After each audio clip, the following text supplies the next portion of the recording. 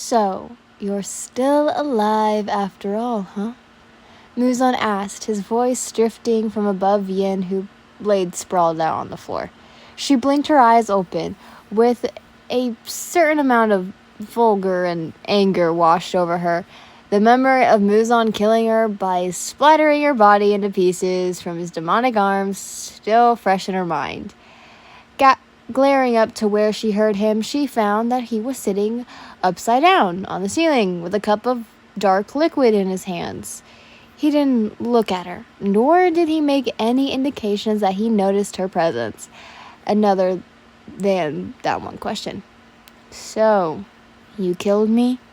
She instead questioned him, not moving from her position on the floor, finding that she didn't want to have to crane her neck just to look at him.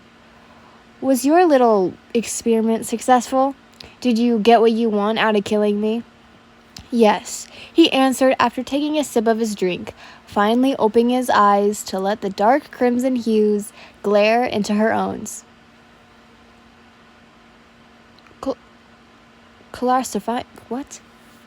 Clarification. Glad clarification means more to you than life. She snipped, knowing full well he lacked little to no emotional sympathy for any organism that lived and breathed other than himself. "You know, just because you're the most powerful demon certainly does not mean there won't always be those that rise against you. Case in point, the demon slayers. The mention of the swordsman. The cup in Muzan's hand shattered. Veins sprawled throughout his pale skin. His anger was suffocating. "Those vermins are nothing more than that," he said, his voice still as calm and as gentle sea, but the hard edge that accompanied it, however, unsettling. "Vermin." "You know," Yin tilted her head, unbothered by what she said, as a temper tantrum from him. "Some humans, demon slayers in fact, have actually thought about peaceful relations between demons and humans. Isn't that interesting?" "A fantasy," Muzan responded as he stood up, walking down the wall so that he was now eye level with the girl, or more occasionally standing above her and having to look down rather than up. But more importantly, he was there to argue her reaction. As long as there is one greater than the other, coexistence will never be possible. "I guess that's why you feel that a human's life is worth nothing," she mused, but at the underrated by the fact that in the position he was in, he could have just easily killed her as before. "Such as how you took mine, since I was annoying you with a truth you so easily overlook." "You think I fear death?" he scoffed, his lips curling in disgust to think of a human in front of him had such opinions. "I know you fear death, Kibutsuji," Yin repeated in that mocking tone, however her expression indicating no such manner. "Isn't that why you want to conquer the sun? So that you can't die? Isn't that the same as what I was trying to do before you so rudely killed me anyways?" "We are more different than alike. Our similarities end quite abruptly after regeneration." Yin frowned. Damn, he's like a wall, unfeeling and unmoved by anything other than himself.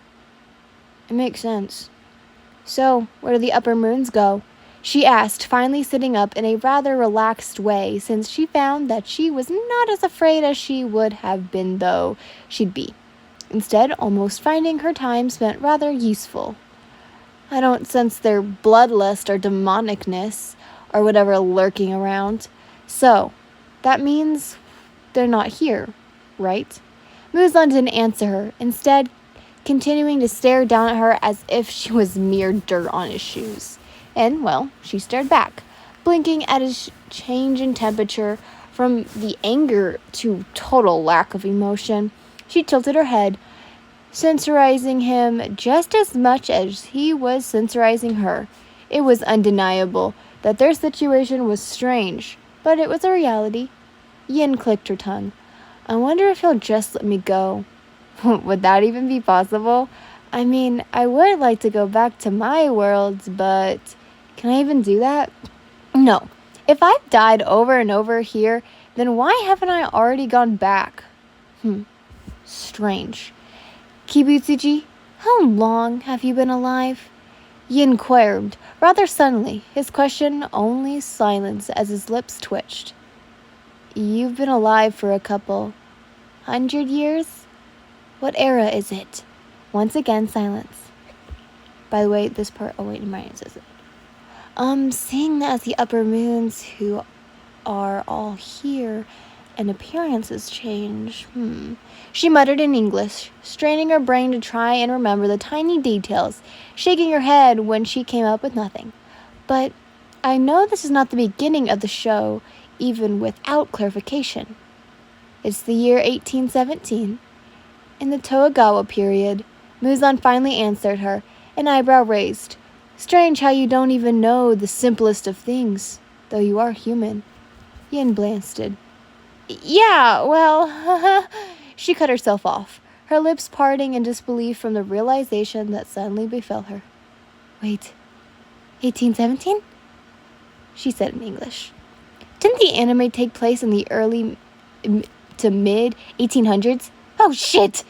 Running both hands through her already messy hair, having not brushed the nest of her hair for quite some time, Yin could feel the blood drain from her face as that Muzan answers meant.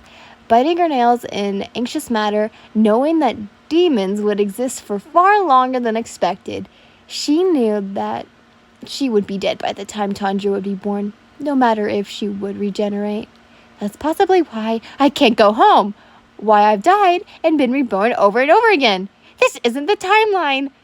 It seems this information has upset you, Muzan commented, finding such a fact abolish since it was quite a minor detail. It's infuriating since time shouldn't affect you. After all, no matter how you die, you only continue to regenerate. From natural causes, maybe, Yin muttered as she turned to face him, finally a look of desperation in her eyes that he so clearly wanted to see. But as I age, what of it then? Such a simple answer to a simple question, he exclaimed, finding the spark of excitement he held in her exhaustion gone. Demons will never die. Humans, though, they always will. It's time for a Tokugawa era secret. Muzan does fear death and despises when those he views as beneath him point that fact out. The reason why he killed Yin in such a violent and brutal manner. Yin brought up the existence of demon slayers just to piss Muzan off. Muzan found Yin's ability to be extremely useful as soon as he found out that she would still die by aging.